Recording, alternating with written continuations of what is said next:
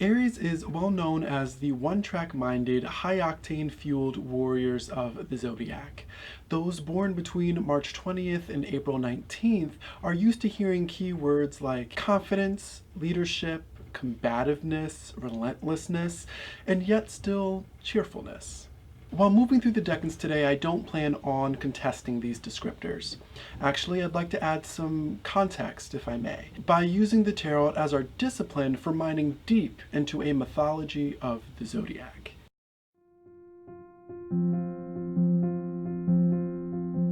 If you're new to this channel, my name is Seth and I enjoy creating videos that help us in the astrology community stay well-rounded and always thinking critically. If you have no idea what the tarot has to do with the Decans of the Zodiac or vice versa, you'll find somewhere on the screen and down in the footnotes a link to the preface of this series. Check it out, get your questions answered, and then meet me right back here. As we move beyond those keywords, let's not forget them or disregard them completely. Rather, let's respect them as a means of introduction to what the Zodiac has to offer. These first few installments, however, are the equivalent to sitting down with Aries after introductions and really getting to understand what this energy is all about. And we're going to begin this with the first decan of Aries. So this concerns 0 to 9 degrees of Aries. If you were born roughly between March 20th and March 30th, then your sun is likely in this decan of Aries. If you have a house placement or a planet sitting within 0 to 9 degrees of Aries, then this information loosely applies to you as well. If you'd like personalized information on a house placement or a planet in your natal chart within any decan, then go down to the footnotes to find a link to the cuspconsulting.com. There you can find the services and the readings that I offer, as well as ask me questions directly. If you'd rather try your luck down in the comments or on our Instagram or Twitter, then I encourage you to do so.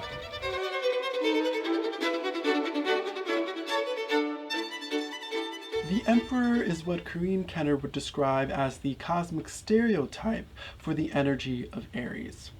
And remember, this is Aries through the lens of the tarot, not astrology. So this is the energy distilled and fully embodied without the influence of houses and planets. It's as if the energy was in a vacuum, so no charts. The Emperor depicts a detached and order-driven side of Aries. Manifesting is key and befitting for Aries, but the Emperor is always fixated on the long game. There's no room for frantic or directionless action. When there's an overabundance of Emperor energy, you're not going to find the mountain of flames that you might expect with an astrological point of view. Instead, what you find is overcompensation through rigidity, and that leads to ineffective dictatorship.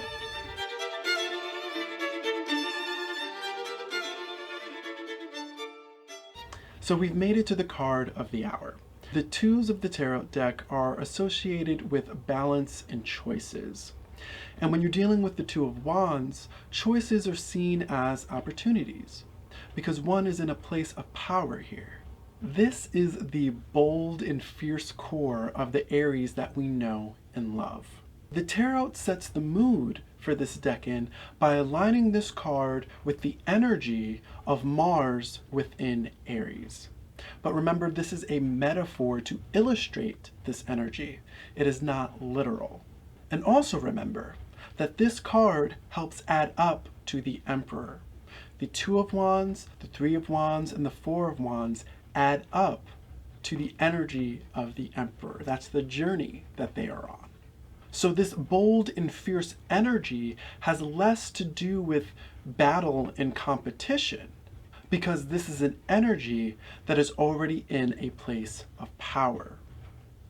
So it has more to do with opportunity and potential. Keep those two words in mind. So imagine this decan like a little prince who is destined to become an emperor. His opportunities and potential come from privilege. And that denotes how this is a decan of natural focus and shrewdness. When you find planets and houses sitting within this decan, it is really emblematic of natural advantages. And these natural advantages have everything to do with opportunity and potential. There's a need for a balance of the two. And this is the lesson that the prince has to learn. When both of his hands are full, he may have a ton of potential, but no room for new opportunity. And if both of his hands are empty, then he has all of this opportunity, but clearly he has squandered all of his potential. There needs to be balance, one in one hand and one in the other. The prince always has what he needs, and if not, he is always able to trade for it if necessary. So I hope you can see how this little story helps illustrate how boldness and fierceness takes on a different context when considering the Two of Wands.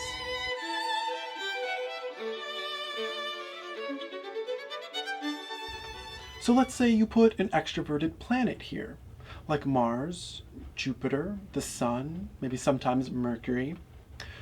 And the energy that you find is one brimming with potential for advantageous acquisition. And the house for which this planet sits allows for a determination of the circumstances, determining whether or not this exchange is figurative or existential, if maybe it has more to do with others or more to do with oneself. This is where interpretation comes in. The lessons from the tarot can apply astrologically. And in this case, it's learning that the empty hand equates to opportunity. And opportunity equates to power for your first decan Aries placements, especially the extroverted ones like I just covered. When dealing with extroverted energy in the first decan of Aries, it's all about discipline and restraint for the sake of optimizing your natural cleverness. This is where the rules of the long game can really apply. Now let's put an introverted energy here, like Venus, the Moon, Saturn, or again, sometimes Mercury. And what we get is a risk of over-reliance on opportunity, especially if there's a sense of insecurity revolving around one's value in their potential. So again, the houses help contextualize the circumstances, and yet again, there are lessons to be applied from the tarot. There's just the addition of an expected shift in perspective because we're now talking about a planet that is introverted. So this time around, emphasis is put on the hand that is full. This is about potential over opportunity. The worth of what you hold is your power. And your empty hand, the hand of opportunity, really acts as your bait. I use this perspective every time I interpret the first decan of Aries in someone's chart. Dependent on the topic, this broad idea can apply to someone's love life, career aspirations, family dynamics, and so much more. So just to cover it one more time. If I'm looking at someone's chart, again, depending on the topic, I'm going to be looking at the first decan of Aries, and if there's a planet in there, I'm going to ask myself, is this planet extroverted or is this planet introverted? If the planet is extroverted, then I know it's about the idea of emphasis on the empty hand, emphasis on the opportunity, and how to use discipline to not acquire so much that you don't have an empty hand. Because extroverted energies, extroverted planets have a tendency to reach out and grab things before they know if they actually need them. So that's what goes through my mind, and I apply that to the topic. Now, if I'm looking at an introverted planet sitting in this decan of Aries, then I understand that there might be a glancing over of what's already sitting in someone's hand. Maybe not taking enough advantage, or even not valuing enough the potential that you have. And understanding that your empty hand is a good bait to bring things over, but it is going to be necessary that you understand the worth of what's in your hand to be able to trade and acquire what it is that you need and work with other people.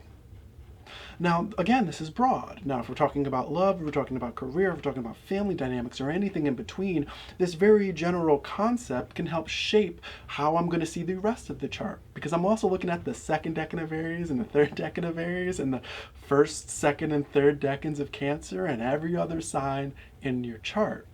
But this is just a small portion of how to understand a deeper level of what's going on with this zodiac sign.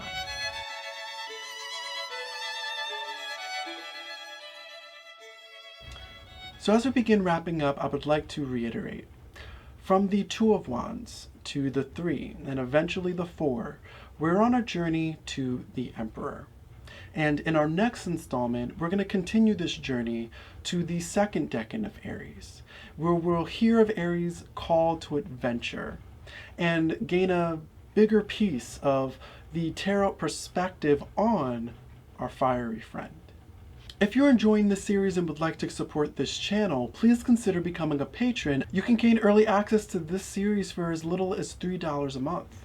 If financial support isn't your bag, then subscribing, giving this video a thumbs up, and leaving a comment below are great ways to contribute to this channel as we try to tread the choppy waters that are YouTube's algorithms. Saying hello or giving us a follow on Instagram or Twitter are a hell of a way of contributing as well. And while you're wrapping your mind around all these opportunities to help support the channel, don't forget to embrace the stars, but always think critically. See you soon.